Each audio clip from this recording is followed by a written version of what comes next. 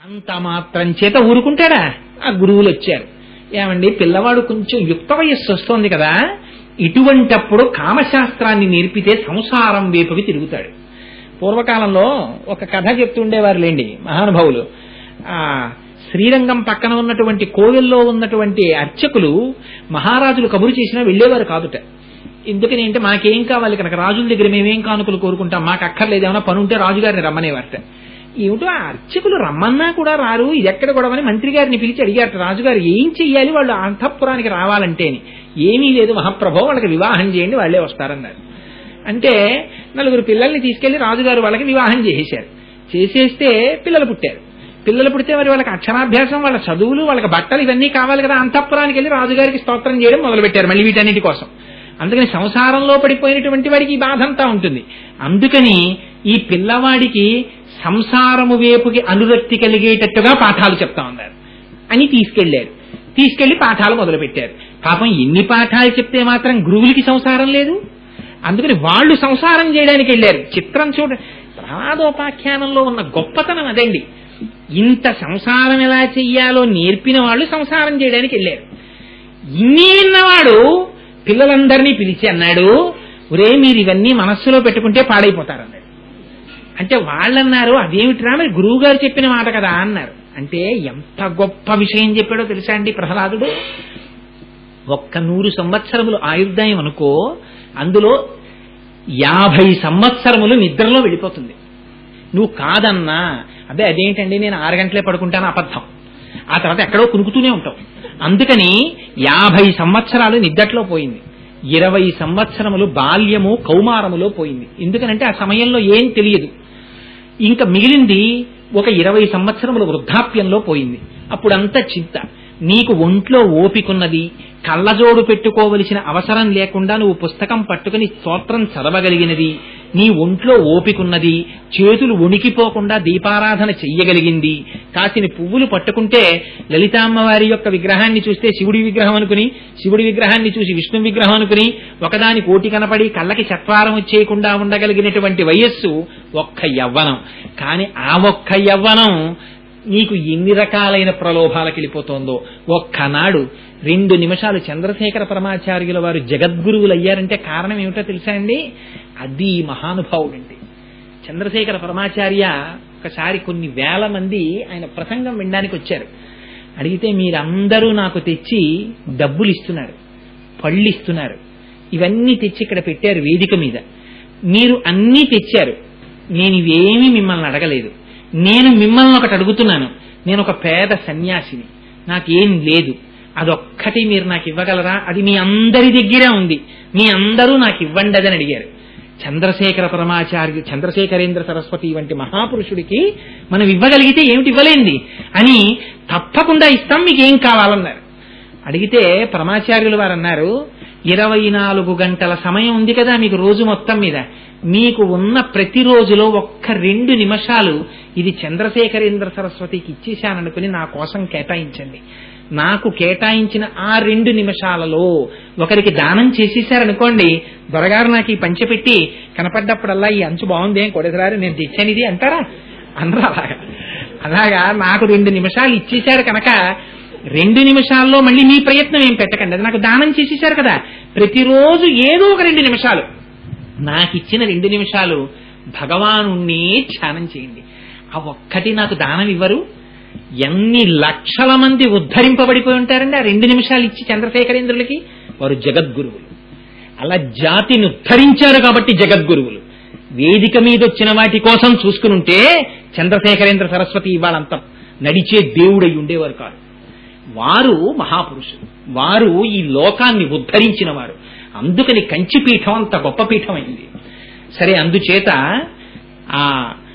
అటువంటి మహాపురుషుడు కనుక ఆ ప్రహ్లాదుడు సంసారమునందు విరక్తి చెంది ఆ తోటి పిల్లలతో అంటాడు, ఆ ఉన్న యవ్వనం అంతా నారీస్తన భరణాభీదేశం దృష్ట్వామాగా మోహావేశం ఏతత్ మాంసవసాది వికారం మనసి విచింతయ వారం వారం అంటారు శంకరుడు.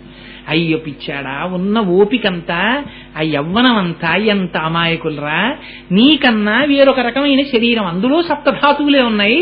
కాకపోతే ఓ చోట కొవ్వు మాంసం పైకి ఉపికే 2 చోట్ల, ఒక చోట లోపలికి పోయింది. దానికోసమని యవ్వనం అంతా పోగొట్టేసుకున్నావా? ఒక్కనాడు గుడికి వెళ్ళలేదా? ఎంత అమాయకుడివిరా అంటారు. అందుకని రే లొంగకండిరా, మీరందరూ పరమాత్మని అర్చించండి, ఆయన యందు భక్తి నిలుపుకోండి. అది లేనినాడు ఇంద్రియములకు లొంగిపోయారా, గుర్రాలు తీసుకెళ్లినట్టు తీసుకెడతాయి ఇంద్రియాలు. ఇంద్రియాని బలిష్టాని నియుక్తాని మానద అపక్వస్య ప్రకుర్వంతి వికారాం స్థాననేకశః అంటాడు వ్యాసభగవానుడు దేవి భాగవతంలో. ఇంద్రియాలు విచ్చలవిడిగా లాగేస్తాయి మనిషిని. కన్ను లాగేస్తుంది, ముక్కు లాగేస్తుంది, నాలుక లాగేస్తుంది, స్పర్శేంద్రియం లాగేస్తుంది, చెవి లాగేస్తుంది. ఎవడు నిగ్రహించుకుని భగవంతుని యందు పెట్టగలిగిన వాడు? అందుకని ఆయన పాదములు పట్టుకోండి. పట్టుకున్న నాడు మీకు ఉన్నతి. లేదా ఇలా సంసార చక్రంలో తిరుగుతూనే ఉంటారు అని చెప్తే వాళ్ళందరికీ భయమేసింది. భయమేసి, ప్రహ్లాద, నేను చదివిన పుస్తకాలే నువ్వు చదువుతున్నావు, నేను విన్న గురువుల దగ్గరే నువ్వు వింటున్నావు, నీకెక్కడి నుంచి వచ్చింది విద్య అని అడిగారు. అడిగితే వాళ్ళ మహానుభావుడు ప్రహ్లాదుడు అన్నాడు, ఇది నాకు కలిగిన విద్య కాదు, మా అమ్మ కడుపులో నేనుండగా తీసుకుని వెళ్ళిపోయినటువంటి నారదుడు మా అమ్మకి ఉపదేశం చేశాడు. కూర్చోపెట్టి జ్ఞానాన్ని బోధ చేస్తే మా అమ్మ మరిచిపోయింది, నేను మాత్రం మరిచిపోలేదు. ఎందుకు మరిచిపోలేదో తెలుసా? వెల్లిగుని నాటి నుండి ఉల్లసితమైన దైవ యోగంబున శోభిల్లెడు మునిమతమంతయు ఉల్లంబున మరపు పుట్టదొకనాడైనన్. మనం చాలా జ్ఞాపకం పెట్టుకోవలసినటువంటి విషయం. ఈ జాతికి మహాపురుషులు ఎలా వస్తారో చెప్పేస్తున్నారు. తల్లి కేవలం తన గర్భస్థమైనటువంటి పిండమును పోషించడం కాదు, పచ్చం చేసి భగవత్ సంబంధమైనటువంటి కథలు వింటే, గురువుల యొక్క పాదములు పట్టుకుంటే, ఏమో ఏ తల్లి కడుపులో ఉన్నటువంటి పిండమునకు ఏమందుతుందో ఎవరికి తెలుసు. నాయందు బయట విన్నటువంటిది లీలావతి.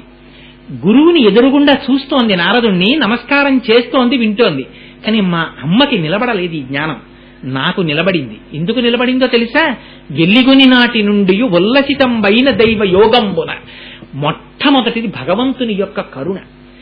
ఏనాడు భగవంతుని యొక్క కరుణ ప్రసరిస్తుందో ఆనాడు వాడు సంసారములోంచి ఈవలికి వచ్చి, ఎవరండి భగవంతుడంటే అసలు అని భగవంతుడి కథ వినడానికి అక్కడ కూర్చుంటాడు. అలా కూర్చున్నాడంటే వాడి జీవితంలో ఒక మార్పు వచ్చిందని గుర్తు. అంకోలన్ నిజబీజ సంతచరయస్కాంతో ఫలం సూచిక సాధ్వీ నైజ విభుం లతాక్షితిరుహం సింధు సరిద్వల్లభం ప్రాప్నోతీహ యథా తథా పశుపతే పాదారవిందద్వయం చేతో వృత్తి రూపేత్య తిష్టతి సదా సాభక్తిరిత్యుచ్యతే అంటారు శంకర భగవత్పాదులు శివానంద లహరిలో. భగవంతుడి వైపుకి తీసుకెళ్లగలిగినటువంటిదై ఉంటుంది భక్తి. అందుకని అదిగో అటువంటి భక్తితో ఆ పరమాత్మని సేవించండి అన్నాడు. ఆ గురువులు వచ్చేసరికి వీళ్ళందరూ శ్రీమన్నారాయణ సంకీర్తనం చేస్తున్నారు. హడిలిపోయారు గురువులు. రే, వీడు పాడైపోవడమే కాకుండా మొత్తం ఇక్కడున్న మఠాన్ని పాడి చేసేస్తున్నాడు రాని, మహాప్రభో మీ కొడుక్కి పాఠాలు మేము నేర్పలేం సరికదా, రాక్షస వంశాన్ని నాశనం చేస్తున్నాడు అనేసరికి పిలిపించాడు హిరణ్యకశిపుడు. ఏమిరా, ఎక్కడ ఎవరి బలం చూసుకుని నువ్వు ఈ మాటలాడుతున్నావు అన్నాడు. బలయుతులకు దుర్బలులకు బలమెవ్వడు నీకు నాకు బ్రహ్మాదులకు బలమెవ్వడు ప్రాణులకును బలమెవ్వండట్టి విభుడు బలమసురేంద్ర అన్నాడు. బలహీనులకి బలవంతులకి ఇంద్రుడికి దేవతలకి ఋషులకి అందరికీ ఎవరు బలమో వాడు నాకు బలం. ఆ బలం చూసుకుని మాట్లాడుతున్నాను. నాన్న, కమలాక్షు నర్చించు కరములు కరములు శ్రీనాథు వర్ణించు జింహ జింహ సురరక్షకుని చూచు చూట్కులు చూట్కులు శేషసాయికి మృక్కు శిరము శిరము విష్ణు నాకర్ణించు వీనులు వీనులు మధువైరిద విలిన మనము మనము అని ఆయన ఏనాడు ఆ భగవంతు వలగును పదములు పదములు పురుషోత్తముని మీది బుద్ధి బుద్ధి దేవదేవుని చింతించు దినము దినము చక్రహస్తుని ప్రకటించు చదువు చదువు కుంభినీదవు చెప్పెడి గురుడు గురుడు తండ్రి హరిజేరుమనియడి తండ్రి తండ్రి. ప్రహ్లాదుడు చాలా లలితమైనటువంటి మాటలు మాట్లాడతాడు. అటువంటి ప్రహ్లాదుడు కమలాక్షునర్చించు కరములు కరములు, భగవంతుణ్ణి ఏ చేతులు పూజ చేశాయో ఆ చేతులు మాత్రమే చేతులు.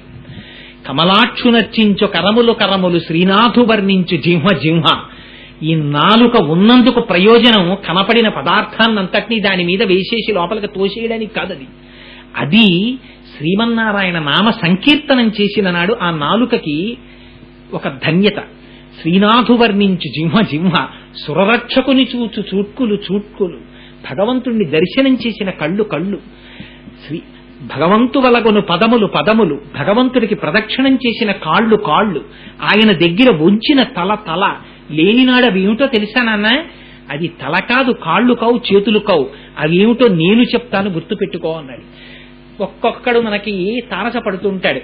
నేనండి నాకు చాదస్తం లేదు, నేను ఎప్పుడు గుడికాను. మా ఆవిడ వెర్రెక్కిపోతుంటుంది, ఏమిటో పూజలు అవి అని. సరే నువ్వు చేసుకో అని చెప్పాను. ఇవాళ శనివారం కదా, అందుకని క్యారేజ్ లేదు నాకు. మా ఆవిడ ఏమిటో పూజలు గీజలు అంటే నేను హోటల్లో తినేస్తాను, నాకు ఈ పూజలు గీజలు నాకు సరిపడవని చెప్పి వచ్చేసాను. ఒక్కొక్క మహానుభావుడు నాకు తెలుసు. మహాశివరాత్రి నాడు బయటికి వచ్చి అలా వెళ్ళిపోతున్న రొయ్యల గంపని ప్రత్యేకించి పిలవడం. అదేమిటని అడిగితే బయటికి వచ్చి అదేమిటండి శివరాత్రి కదా అని ఎవరైనా అడిగితే, శివరాత్రి అయితే తినకూడదా? ఏమవుతుంది? తింటాను. ఏమైనా అవుతుందా చూడండి. ఏమవుతుంది? ఏమవుతుందో ఈ శరీరం విడిచిపెట్టేసిన తరువాత హీనయోనిలోకి వెళ్ళిపోయిన నాడు తెలుస్తుంది. పేడ పురుగువై కొట్టుకున్న నాడు ఈ ఉపాధితో మళ్లీ చేద్దామంటే దొరకని ఈ ఉపాధి దొరికిన నాడు ఏడుస్తావు.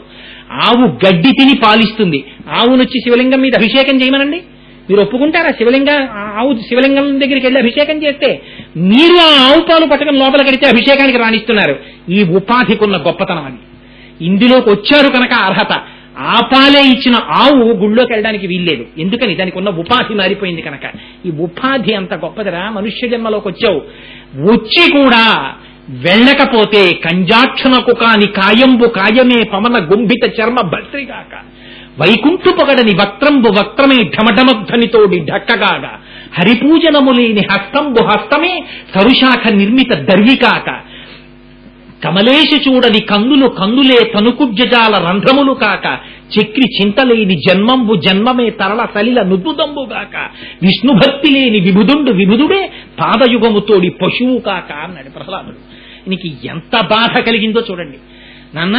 కంజాక్షునకు కాని కాయంబు కాయమే పవన గుంభిత చర్మ భస్రికాక. ఆ పరమేశ్వరుణ్ణి సేవించడానికి ఉపయోగపడనటువంటి శరీరం కేవలం గాలి తిత్తి. ఇది ఎందుకు పనికొస్తుంది నాన్న? కంజాక్షణకు కాని కాయంబు కాయమే భవన గుంభిత చర్మ భస్రికాక, వైకుంఠు పొగడని వక్త్రంబు వక్త్రమే ఢమఢమత్తునితోడి ఢక్కగాక. ఊరి వ్యవహారాలన్నీ మాట్లాడి ఒక్కనాడు భగవత్ స్తోత్రం చెయ్యని నోరు ఢమఢమాధ్వని చేసే ఢక్క ఇంకెందుకోని పనికిరాదు. భగవంతుడి సేవ చెయ్యలేనటువంటి ఈ చెయ్యి 4 పువ్వులు తీసైన పాదముల మీద వెయ్యలేకపోతే చెట్టుకి కాసినటువంటి కొమ్మ, ఆయన యొక్క దర్శనం చెయ్యని కన్నులు గోడలకి పెట్టినటువంటి కిటికీలు, ఆయన ప్రదక్షిణం చెయ్యనటువంటి కాళ్ళు పశువుకున్నటువంటి కాళ్ళు. ఎందుకునన్నా దానికి నీకు తేడా ఏంటి? అందుకని భగవంతుడి వైపుకి మనసు మరల్సమన్నాడు. అంటే హిరణ్యకశిపుడికి తలకెక్కలేదు. ఏమిరా భగవంతుడు భగవంతుడు భగవంతుడు శ్రీ మహావిష్ణువు అని ఒకటికి 10 మార్లు పలుకుతున్నావు, ఎక్కడున్నాడు శ్రీ మహావిష్ణువు అని అడిగారు. ఇందుకలడందులేడని సందేహము వలదు చక్రి సర్వోపగతుండు, ఎందెందు వెదకి చూచిన అందందే కలడు దానవాగ్రని వింటే. చూస్తే వింటే ఎంత గొప్ప మాటలో చూడండి. అసలు నాన్న తెలుసుకుందామన్న కుతూహలం నీకుంటే భగవంతుడు ఎక్కడ లేడన్న ప్రశ్న రావాలి. భగవంతుడు ఎక్కడున్నాడన్న ప్రశ్నే కాదు, ఎక్కడ లేడు భగవానుడు. హరికేశాయోపవీతినే పుష్టానాం పతయే నమో నమో. ఆ చెట్లల్లో, ఆ కొమ్మల్లో, ఆ ఆకుపచ్చతనంలో, ఆ పువ్వులో, ఆ విద్యుత్తులో, మీలో నాలో అంతర్బహిష్ట తత్సర్వం వ్యాప్య నారాయణ స్థిత. అంతా ఆయన నిండి నిబిడీకృతమైపోయాడు. ఆయన కానిది ఎక్కడుంది కనుక అంతటా ఆయన ఉన్నాడు నాన్న అన్నాడు. అనేసరికిట ఏమో అక్కడ సింహాసనం మీద కూర్చున్న హిరణ్యకశిపుడు, ఓహో అలాగా అంతటా ఉన్నాడా, అయితే ఏది ఇందులో చూపించు అని తను కూర్చున్న సింహాసనం కొమ్ము చూపించచ్చు, తను పాదపీఠం చూపించచ్చు, తను ఆ పక్కనున్న స్తంభం చూపించచ్చు, లేదా ఒక భటుణ్ణి చూపించచ్చు, ఒక కత్తి చూపించచ్చు, ఒక ధనస్సు చూపించచ్చు, ఏదైనా చూపించచ్చు. చూపించి ఎక్కడున్నాడు రా భగవానుడు అని అడగవచ్చు హిరణ్యకశిపుడు. తన భక్తుడు చెప్తున్నాడు అంతటా ఉన్నాడు అంతటా ఉన్నాడంటున్నాడు. అంతటా ఉన్నాడని అనబడుతున్నవాడు ఉన్నాడని నిరూపించవలసిన సందర్భం వచ్చింది ఇప్పుడు. అందుకనిట హరి సర్వాకృతులంకలండనుచు ప్రహ్లాదుండు భాషింప, ఎందును లేడు లేడనుచు దైత్యుండు సుతున్ వర్జింప, శ్రీనరసింహాకృతి దాల్చిన అచ్యుతుడు నానా జంగమస్థావరోత్కర గర్భంబుల అన్ని దేశములను దండ ప్రభావంబునన్. నానా అంతటా ఉన్నాడంటుంటే ఎక్కడా లేడంటూ హిరణ్యకశిపుడు ఎక్కడున్నాడు చూపించమని దేన్ని చూపించమంటాడోనని అవతల బ్రహ్మగారి మాట నిర్ణయం చెయ్యాలి. బ్రహ్మగారు వరం ఇచ్చారు. ఎందుకని? అలా గాలిన్ కుంభిని అగ్ని అంబువల ఆకాశస్థలిన్ దిక్కులన్ రేలన్ ఘస్రములన్ తమ ప్రభల భూరిగ్రాహ వ్యాలాదిత్య రక్షో మృగ వ్యాలాదిత్య నరాది జంతు కలహ వ్యాప్తిన్ సమస్తాస్త్ర శస్త్రాలిన్ మృత్యువులేని జీవనములోకాదిశయిపించవి. గాలిలో ధూళిలో అగ్నిలో నీటిలో నిప్పులో ఇంట్లో బయట దిక్కులలోంచి అస్త్రము చేత శస్త్రము చేత పన్నగము చేత యక్షుల చేత గంధర్వుల చేత కిన్నెల చేత కింపురుషుల చేత స్త్రీ చేత పురుష చేత జంతువు చేత అస్త్రము చేత శస్త్రము చేత ఇంట్లో బయట ఎక్కడా చావకూడని వరం అడిగాడు. తానంటూ వస్తే సంపేలా రావాలి. అందుకని అలా రావడం కోసమని సిద్ధమైపోయారట. ప్రపంచమంతా నరసింహాకృతితో నిండిపోయిందిట. ఎటువంటి నరసింహాకృతిట? సుతున్ వర్జింప శ్రీనరసింహాకృతి తాల్చిన అచ్యుతుడు నానాజంగమస్థావరోత్కర గర్భంబుల అన్ని దేశముల ఉద్దండ ప్రభావంబునం. ఎక్కడడిగితే అక్కడి నుంచి రావడానికి సిద్ధపడిపోయేట శ్రీనరసింహాకృతిలో స్వామి. ఒక స్తంభాన్ని చూపించాడు. ఇందులో ఉన్నాడా అన్నాడు. ఇందులో అని మళ్ళీ అనకు నాన్న, ఇందులో ఉన్నాడా అని అనకు, ఎందులోనూ లేకుండా లేడని నేను చెప్తున్నానన్నాడు. అయితే వినమన్నాడు. ఆ హిరణ్యకశిపుడు చేతితో పెటిల్లున ఒక్క దెబ్బ కొట్టాడు. కొట్టేసరికి ఆ స్తంభం విరిగితే అందులోంచి పెటిల్లు పెటిల్లు చెటిల్లు చెటిల్లుమని ధనులు బయటికి వచ్చేయట. ఆ ధనులు విని సత్యలోకంలో తపోసమాధిలో ఉన్న చతుర్ముఖ బ్రహ్మ సమస్త బ్రహ్మాండములు లయమైపోతున్నాయి ఇలా ఉందనుకుని తపస్సమాధిలోంచి బయటికి వచ్చేశారట. దేవతలు యక్షులు గంధర్వులు కిన్నెరులు కింపురుషులు అప్సరసలు అందరూ ఆకాశ మార్గంలోకి వచ్చేశారు. మహానుభావుడు ఆ నరసింహమూర్తి ఒక్కసారి ఆ స్తంభంలోంచి బయటికి వచ్చారు. వాడు ఎంత అదృష్టవంతుడో ఆ హిరణ్యకశిపుడు. ఆ నరసింహ స్వరూపాన్ని చూశాడు. జ్యోతులు కొన్ని కోట్ల సూర్యులు ఒక్కసారి ఉదయిస్తే ఎటువంటి కాంతి వస్తుందో అటువంటి కాంతితో తేజోమూర్తి అయి చూస్తున్నారట. ఈ చెవులు రెండు ఇలా ఉండడం మాని ఇలా పైకి రిక్కించట. బాగా లావు కాదు బాగా పొడవు కాదు అటువంటి మెడ, విశేషమైనటువంటి ఆ వెంట్రుకలు, పున్నమి నాటి చంద్రుడు ఎలా ఉంటాడో అటువంటి కాంతితో మెరిసిపోతున్నటువంటి వెంట్రుకలు, నోరు పెద్ద నోరు తెరిస్తే అందులో మెరిసిపోతున్నటువంటి కోరలు, ఆ రాక్షసుల యొక్క ఆశలనేటటువంటి లతల్ని కోసేసేటటువంటి కొడవళ్ళ, కఠినమైనటువంటి భావముల చేత గట్టిపడినటువంటి భూముల వంటి హృదయములను చీల్చేటటువంటి నాగళ్ళ అన్నట్టుగా ఉన్నాయిట ఆ కోరలు. ఆ కోరల మధ్యలో ఎర్రటి నాలుక సర్పం తిరిగినట్టు తిరుగుతోందిట. పెద్ద కొండ గుహ తెరిచినట్టు ఆ నోరు తెరిచారట. తెరిచి ఆ గోళ్లు పెద్ద పెద్ద గోళ్లు పైకెత్తి సన్నమైనటువంటి నడుము కలిగిన వారై పీతాంబరాన్ని ధరించి గంటలు కలిగినటువంటి మొలనూలుతో స్వామి అడుగు తీసి అడుగు వేసి భయంకరమైనటువంటి గర్జన చేస్తూ స్తంభంలోంచి బయటికి వచ్చి ఆ ఆకాశం వంక చూస్తే సమస్త గ్రహములు అలా నిలబడిపోయేట. ఆయన కాంతిని చూసి అటు ఇటు మెడ విదిల్చి ఊపిరి విడిచిపెడితే ఆయనలోంచి వచ్చినటువంటి ఉచ్ఛ్వాస నిశ్వాసలకి సముద్రములు ఘూర్నిల్లైతే ఒక్కసారి ఆ మెడని విసిరేసరికి ఆ కేసరముల జూలు విదిలితే అవి తగిలి ఆకాశంలో వెడుతున్నటువంటి విద్యాధరుల విమానములు గతులు తప్పేట. అటువంటి స్థితిలో స్వామి చూసి ఒక్కసారి ఆ హిరణ్యకశిపుడి మీదకి దూకబోయారు. ఓహో, ఇన్నాళ్లకి కనపడ్డాడు రా నా శత్రువు, నన్ను సంహరించే స్వరూపం వచ్చిందనుకున్నాడు. వాడికి తెలిసిపోయింది. అయినా నా శత్రువుని ఢీకొంటాననుకున్నాడు. అనుకుని కత్తి పట్టుకుని ఎగిరిసి ఆ నరసింహస్వరూపం అనబడేటటువంటి అగ్నిహోత్రములోకి దూకాడు. దూకేసరికి స్వామి ఒక్కసారి ఆ హిరణ్యకశపుణ్ణి పట్టుకుని తన వాడి గోళ్లతోటి వక్షస్థలం మీద కొట్టారు. నిత్తురు ఏరులై ప్రవహిస్తోంది. వాడు తప్పించుకు తిరుగుతూ చేత్తో కత్తి పట్టుకుని స్వామి మీదకి యుద్ధానికి వచ్చాడు. వీడిని విడిచిపెట్టకూడదని పొలంలో పారిపోతున్నటువంటి ఎలకని వడివడిగా వేగంగా పరిగెత్తి వెళ్ళిపోయినటువంటి నాగుపాం ఎగిరి పడగ పైకెత్తి ఠక్కున కొట్టి పట్టుకున్నటువంటి ఎలకని పట్టినట్టు ఒక్కసారి ఆ హిరణ్యకశిపుణ్ణి పట్టుకున్నారట. ఇంట్లో చంపకూడదు, బయట చంపకూడదు, రాత్రి చంపకూడదు, పగలు చంపకూడదు, అస్త్రంతో చంపకూడదు, శస్త్రంతో చంపకూడదు, నరుడిగా చంపకూడదు, జంతువుగా చంపకూడదు, ప్రాణం ఉన్నదాంతో చంపకూడదు, ప్రాణం లేని దాంతో చంపకూడదు, ఆ పైన చంపకూడదు, భూమి మీద చంపకూడదు. అందుకని ఇంట్లో కాదు, బయట కాదు, గడప మీదకి తీసుకొచ్చి పెట్టారట. బతికున్నవి కావు, చచ్చిపోయినవి కావు, గోళ్లు, భయంకరమైన గోళ్లు పైకి విప్పారట. విప్పి ఇంట్లో కాదు, బయట కాదు, గడప మీద, ఆకాశంలో కాదు, భూమి కాదు, తన తొడల మీద పడుకోబెట్టుకున్నారట. వాడంత దగ్గర నుంచి ఆ తొడల నుంచి తల వాల్చి ఆ నృసింహమూర్తి యొక్క స్వరూపాన్ని చూశాడు.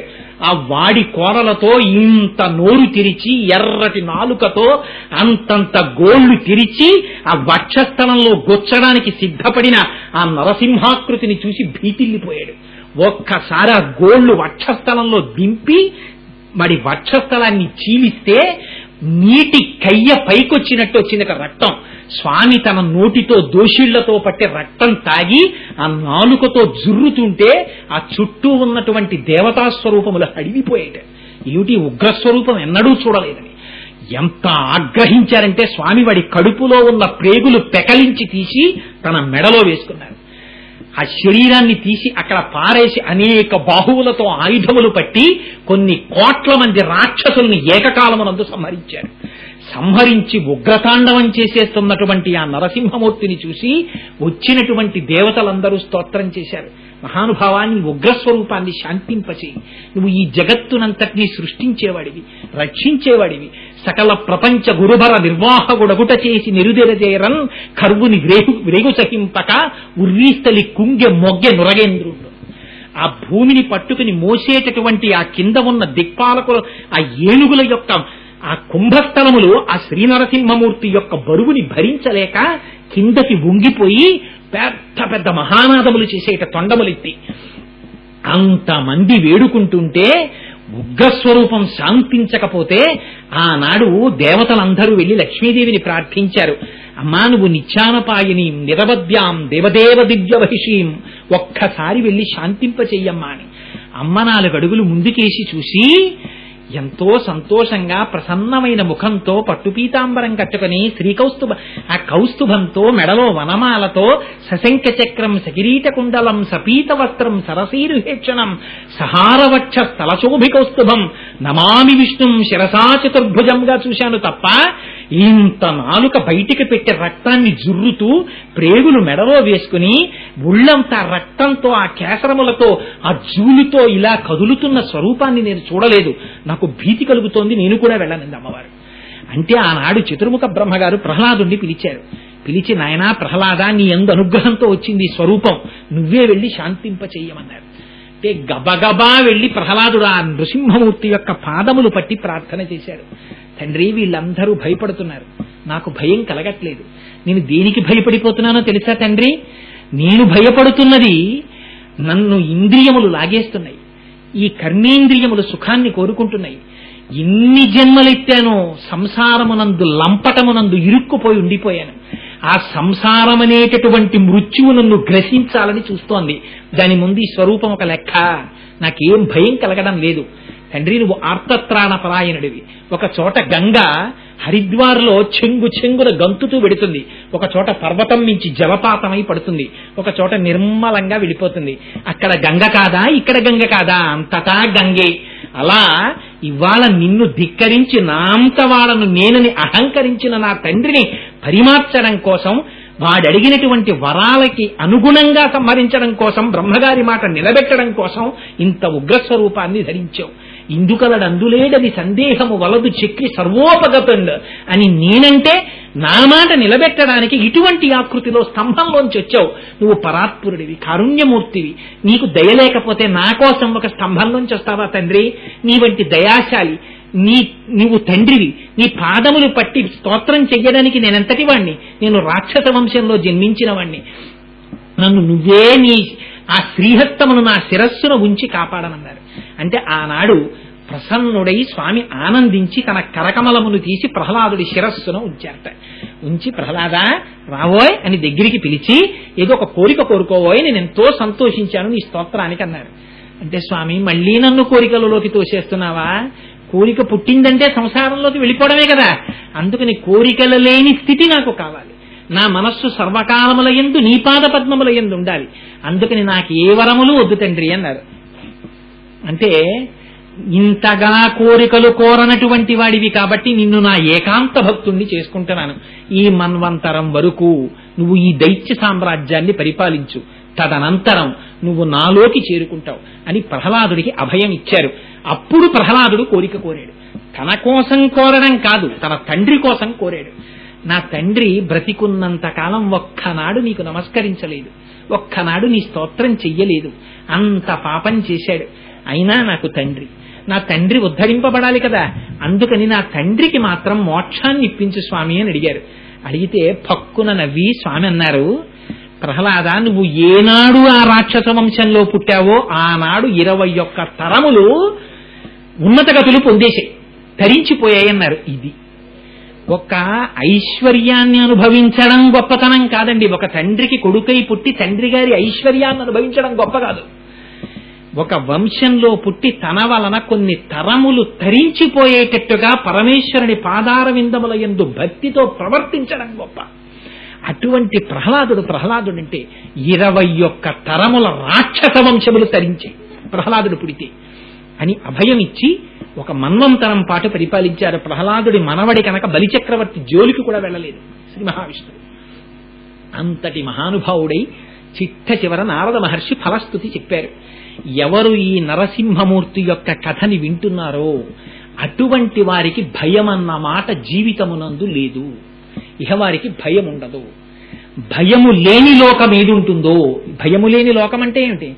రెండుంటే భయం, రెండు లేని ఏకత్వములోనికి అద్వైత సిద్ధిని పొంది చిదానంద రూప శివోహం శివోహం అనగలిగినటువంటి జ్ఞానాన్ని ప్రసాదించి ఆ జ్ఞానమునందు తాను నిలబడగలిగినటువంటి స్థితిని, అటువంటి భక్తి నుండి జ్ఞానమును, జ్ఞానము నుండి కైవల్యమును ఈ నరసింహమూర్తి యొక్క వైభవం ఇవ్వగలదు అని ఆ నరసింహ స్తోత్రం ఎక్కడ చెప్పబడుతోందో శంకర భగవత్పాదులంతటి వారిని 2 మాటలు రక్షించింది ఆ నరసింహ స్తోత్రం.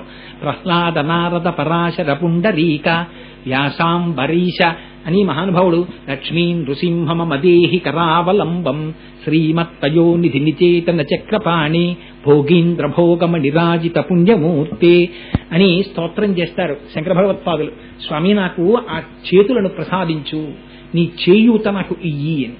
అందుచేత అంత గొప్ప నరసింహ స్తోత్రం జయేంద్ర సరస్వతి స్వామి వ్యాఖ్యానం చేస్తూ ఒక చోట ఒక మాట అన్నారు. అసుర సంధ్య వేళలో ఎక్కడైనా నృసింహుని యొక్క ఆవిర్భావాన్ని, ఆ లక్ష్మీ నృసింహుని యొక్క వైభవాన్ని విన్నంత మాత్రం చేత, దర్శనం చేసినంత మాత్రం చేత ఆత్మానందము కలిగి జ్ఞానసిద్ధి ఏర్పడుతుంది. ఆ భక్తి తొందరలోనే ఏదో ఒక జన్మలో జ్ఞానం వైపుకి నడిపించి తీరుతుంది. అంత గొప్ప స్వరూపం అన్నారు జయేంద్ర సరస్వతి స్వామి వారు ఒక చోట. అందుచేత మరి భగవానుడు మా దొరగారిలోకి ప్రవేశించి ఉంటాడు. అందుకని వారు లేకపోతే నేను తెల్లారులేస్తే ఏంటి పునరపి జననం పునరపి మరణం పునరపి జనని జఠరే చేయనమని ఈ ప్యాసింజర్ ఎక్క కోణార్క్ ఎక్క అనడదోలెల్లా మళ్ళీ ఇంటికి రాను తిరిగేవాడిని పట్టుకుని ఏమండి ప్రహ్లాదుల గురించి 4 మాటలు చెప్పవయ్యా అంటే వారు చేసినటువంటి శాసనం భగవంతుని యొక్క అనుగ్రహమై లోపల ఊపిరి వాక్కుగా మారి 4 మాటలు చెప్పగలిగినటువంటి అదృష్టాన్ని పరమేశ్వరుడు ఇవాళ కటాక్షించాడు. ఉగాది శ్రీ తారణనామ సంవత్సర ప్రవేశ శుభ సమయంలో మనం అసుర సంధ్య వేళలో కూర్చుని ఇంత ఆఖ్యానాన్ని చెప్పుకుని వినగలిగామంటే అది భగవంతుని యొక్క కృప. అందుకని ఆ లక్ష్మీ నరసింహస్వామి వారి పాదార విందములకు సాంజలి బంధకంగా శిరస్సు తాటించి నమస్కరిస్తూ ఇవాళ ఉగాది పండుగ కనుక దొరగారు నిజంగా దొరగారి ఒక చక్కటి ఏర్పాటు చేశారు. ఆ లక్ష్మీ నృసింహస్వామి వారికి పళ్ళు పానకం స్వామికి అత్యంత ప్రీతిపాత్రమైన పదార్థము కనుక ప్రసాదమును సేవించడంలో ఏమవుతుందంటే, ఎందుకండి ప్రసాదం అనుకోకండి, ప్రసాదం లోపలికి వెళ్లి అందులో 6వ వంతు మనస్సుగా మారుతుంది. ఆ మనస్సే సంకల్ప వికల్ప సంఘాతమై అది భగవంతుడి వైపుకు నడిపిస్తుంది. అందుకని ప్రసాదం తింటారు మన సంప్రదాయంలో. ప్రసాదం తిని తీరాలి. అందుకని అందరూ కూడా ఇంతసేపు నన్ను భరించిన వాళ్ళు స్వామి ప్రసాదం కోసం వేచి ఉండరా?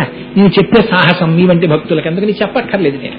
అందుకని ఒక్కసారి నివేదన జరిగిన తరువాత చక్కగా పానకాన్ని స్వామి ప్రసాదాన్ని తీసుకుని ఇవాళ నూతన సంవత్సరం ఇంతమంది నాకేం చేత కాకపోయినా వచ్చి విన్నారంటే మీరు ఎంత భక్తులు, నా ప్రసాదం తీసుకుని బయలుదేరవలసినదిగా ప్రార్థన చేస్తూ మంగళాశాసనపరై మదాచార్య పురోగమై సర్వైశ్చ పూర్వైరాచార్యై సత్కృతాయాస్తు మంగళం. మంగళం కోసలేంద్రాయ మహనీయ గుణాత్మని చక్రవర్తి తనూజాయ సర్వభౌమాయ మంగళం. ఉమాకాంతాయ కాంతాయ కామితార్థప్రదాయినే శ్రీగిరీశాయ దేవాయ మలినాథాయ మంగళం. కరచరణ కృతం వా కర్మ వాక్కాయజం వా శ్రవణనైనిజం వా మానసం వాపరాధం విహితమవిహితం వా సర్వమేత్తక్షమస్వ. శివ శివ కరుణాబ్ధే శ్రీ మహాదేవ శంభో. సర్వం శ్రీ ఉమామహేశ్వర పరబ్రహ్మార్పణమస్తు. స్వస్తి.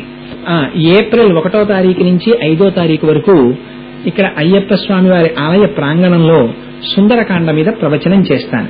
ఆసక్తి కలిగినటువంటి భక్తులు రావచ్చు. తరువాత ఏప్రిల్ 9వ తారీఖు నుంచి ఏప్రిల్ 14వ తారీఖు వరకు శంకర భగవత్పాదాచార్యులు ఒక గొప్ప స్తోత్రం చేశారు. ప్రాతర్నమామి అని. పొద్దున్న నిద్ర లేవగాని అమ్మవారిని ఒక్కసారి మనస్సులో ఎలా తలుచుకోవాలో, అయ్యవారిని ఎలా తలుచుకోవాలో ఒక గొప్ప స్తోత్రం చేశారు ఆయన. చాలా తేలిగ్గా ఉంటుంది ఆ స్తోత్రం కూడా. దానికి ఫలస్థితి చెప్పారు. ఇది చదువుకుని నిద్ర లేచినట్టయితే అపారమైన ఫలితము అని.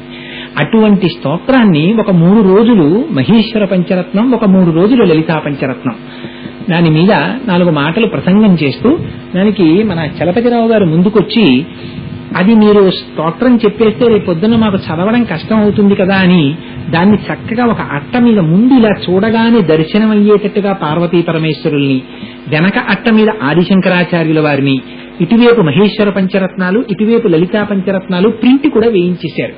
అవి 9వ తారీఖు నుంచి అక్కడ అయ్యప్ప స్వామి వారి ఆలయ ప్రాంగణంలో అందరికీ, ఆ భక్తులందరికీ ఇస్తారు.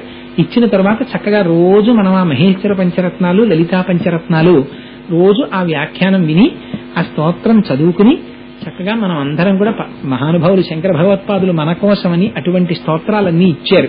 అందుకని ఒక ప్రయత్నం చేద్దామని ప్రారంభం చేశాం.